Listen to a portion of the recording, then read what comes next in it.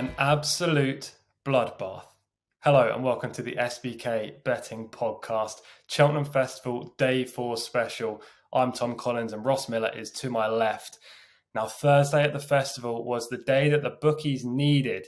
Mighty Potter was stuffed in the Turners. Shishkin finished second in the Ryanair. Lucia was beaten in the Mayor's Novice Hurdle, and Cider Burley caused a 33-1 shock in the Stayers. And to top it off, all three handicaps went the way of lesser fancied runners. A day full of shocks was due after the first 2 days at the Cheltenham Festival. Ross, did it affect you as badly as I think it affected everyone else? No, I mean, nowhere near as good as Tuesday and Wednesday, but very slightly up thanks to Fugitive second in the play. I mean, I roared him up the hill. I actually got an alert on my smartwatch telling me that my heart rate had gone above 120 when I appeared to be stationary, and gave me a big warning. But that was why I thought he ran a mighty race. He was a good return for me. But yet, Lucia was a bit of a dent. Other than that, it was a fairly quiet day for me. But a few each ways kept me above water for today. Yeah, you chose the right day to play safe. You did say on the on day 3 episode that we filmed yesterday, that's live on YouTube and Spotify, that you were playing safe on Thursday. And yeah, as I say, it proved right because a lot of the results were quite unfathomable. I would say it wasn't great in these quarters either. I had T Hooper in the Stayers who ran quite well. I also had Salvador Ziggy in the Potemps who also hit the frame, but no winners. I wouldn't say it's the best day of the Cheltenham Festival I've ever had either. Right, let's talk about the Ryanair because that's the race everyone wants to speak about right now. Not the Stayers Hurdle, which was fantastic, a real good spectacle, but it's the Ryanair and Shishkin's defeat. Shishkin, to me, in the early part of the race, looked really lazy. The ITV boys in the analysis said that headgear might be suitable next time. I don't think Nico de Boinville gave him the greatest ride either. What did you make of the race, Ross? Well, we were chatting back and forth in our WhatsApp group, weren't we? And for me, it was apparent from a very early stage, in contrast to the run at Ascot, where it was apparent that he was absolutely on it, that he just wasn't. I thought he looked quiet walking around the paddock. Now, I didn't see him in the paddock at Ascot, so I can't comment on that. But I thought he looked fairly laboured, wandering around. I know he's got a fairly quiet demeanour. He certainly didn't take as much of a grip cantering down to the start, which I know Nico had put no value on whatsoever last time I had. This time he didn't sort of take a grip to the start. He was very quiet down, and just from the off, he was never travelling. Nico was having to move his arms and push him along. Now, whether this run has come too soon is a possibility, but as we spoke about on the preview pod, it's 26 days, which is exactly the same number of days he had between his Kempton run in the Desert Orchid Chase before he ran that epic race against Enigamine in the SBK Clarence House Chase last season. So I'm not sure you can put it down to that. He clearly is just got a bit of a kink and a quirk, and if he doesn't get things his own way, maybe he just sulks in the middle part of the race. I think you have to give him credit for finishing second, because I think he'd have been long odds to finish second at most parts of the race. It's only heart and guts that got him there. Personally, I wouldn't be keen to see him in headgear just yet. I'd like to see him tried over 3 miles, and see how that goes. But yeah, he's definitely looking like he's got a bit of a kink to him, and he's not a straightforward horse to train or ride, I would think. No, I like how you said there, full credit to him to finish second. I love how he tried up the hill as well. He was in 4th, then 3rd, and he really wanted to finish second. You could tell he put his neck out, his head down, and galloped all the way to the line. We should mention the winner of the race, because we've just talked about Shishkin so far. The winner was Envoy LN, who ran right up to his best, actually, just £2 below his career best on RPRs. A good performance given last time out he disappointed, and a second winner on the week for Henry de Bromhead. Or was it 3rd? Could be 3rd winner on the week for Henry de Bromhead. So yeah, he's having a fantastic week given he hasn't had the best start to 2023, albeit his horses began to run a little bit better coming into the Cheltenham Festival, as Ross highlighted in episode 1 of this mini-series. Right, let's talk about Friday's action. Enough of Shishkin. We don't want to hear about him. We want to hear about Friday's action and the feature race, because it is arguably the race of the year, definitely the race of the festival, and that is the Cheltenham Gold Cup. The market is headed by Galopin Des Champs, who's 15-8 right now. He's the new challenger on the scene, but he faces last year's winner, A Plutard, who's currently around 9-2. He also faces the King George winner, Brave Man's Game, who's 15-2. And the Grand National hero, Noble Yates, who's 12-1. Further down the market, you've got last year's runner-up, Minella Indo. You've got Statler, who won the National Hunt Chase 12 months ago. And you've got Betfair Chase winner Protectorate, among others. It's just a phenomenal race. What do you make of it? I'm getting nervous, TC. I'm a big Galopin Des Champs fan. Won't make or break my festival in terms of financially how he goes, but as a racing fan, I'm desperate to see him win. I think you have to concede that whilst he has handled soft ground, that soft ground in itself is not an issue, but the extra stamina test that this race is going to become is a slight concern, given that all along, he was so free over 2.5. Everything has been about, is this horse going to stay 3 or 3.25 as it is? I'm confident he'll stay. I just hope he stays on this ground. I have an anti-post position very similar to yours on Statler. He too doesn't want soft ground, but he stays. He's got bottomless stamina, so that brings him into play.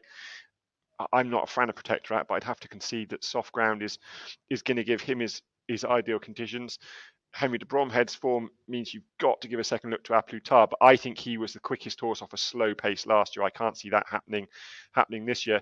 And then one that I mentioned back in January or early February when we did the preview pod was Royal Pagaille, and I sort of fairly mischievously said we're going to get a soft ground festival because we were having such dry conditions at the time. But the rain has come.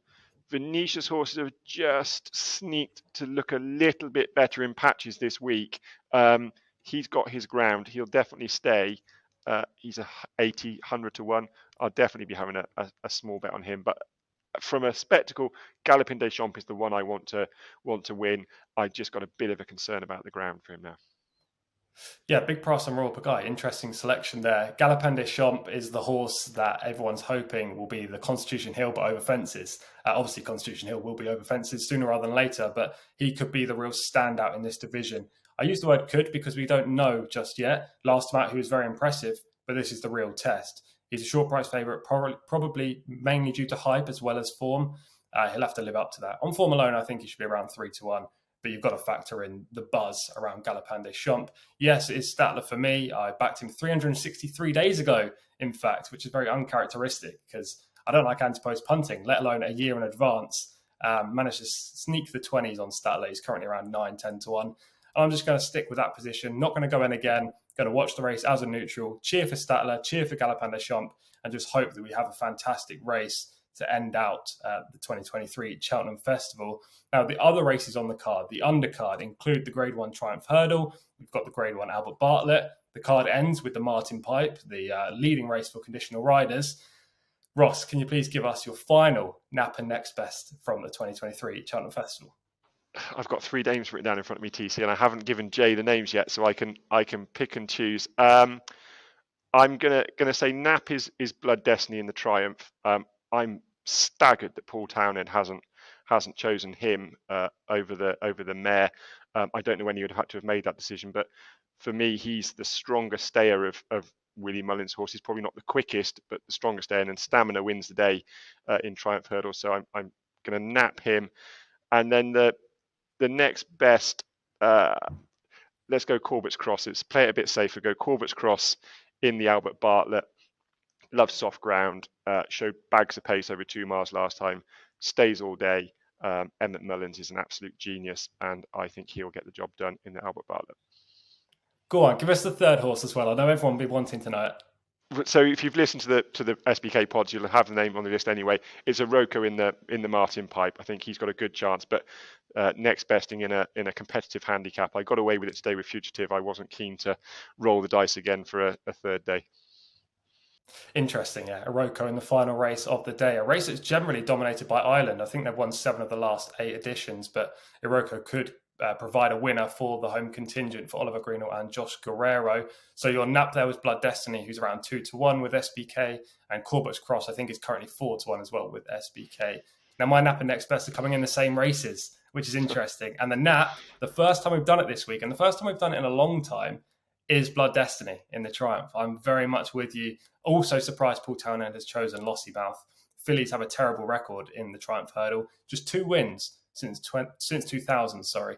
They won in 2000 with a French-trained filly called Snowdrop, and in 2020 with Burning Victory, who was very fortunate to win because Goshen fell at the last, or unseated Jamie Moore at the very least. Blood Destiny has the highest ceiling, in my opinion. Lossiemouth has shown the most on the track so far, but I think Blood Destiny is the better horse. And then my next best is coming in the Albert Bartlett, a race that I really love as a punting spectacle. And I'm going with both Willie Mullins horses, Shambally Kid and Seabank Bistro.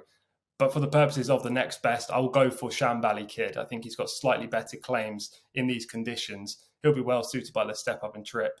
And although his jumping is a slight concern for me, I liked how he performed last time out, beating Monty Star, who also runs in this race and is surprisingly a shorter price, which I have no idea why that's the case, because Shambally Kid has already beaten him and has a higher ceiling. So Shambally Kid at 22-1 currently is the next best. Thank you very much for watching episode 4 of the Cheltenham Festival SBK Betting Podcast Special. I hope you enjoyed this as much as you enjoyed episodes 1, 2 and 3. Thank you for liking. Those subscribers as well have been going up, which is fantastic to see. If you don't have an SBK account already, deposit in an SBK account. Create one first, obviously. Then bet £10 and you get £10 in free bets. Perfect for the final day of the Cheltenham Festival. Our usual SBK Betting Podcast will be back next week. With Jess Stafford back in the host seat. But there's one more episode of this festival special, and that's coming tomorrow, Friday, recapping Friday's action, looking ahead towards Saturday's racing. We'll be sad because the Cheltenham Festival will be over, but we'll have our nap and next best for Saturday's fair. Thank you very much. We'll see you tomorrow. Be lucky.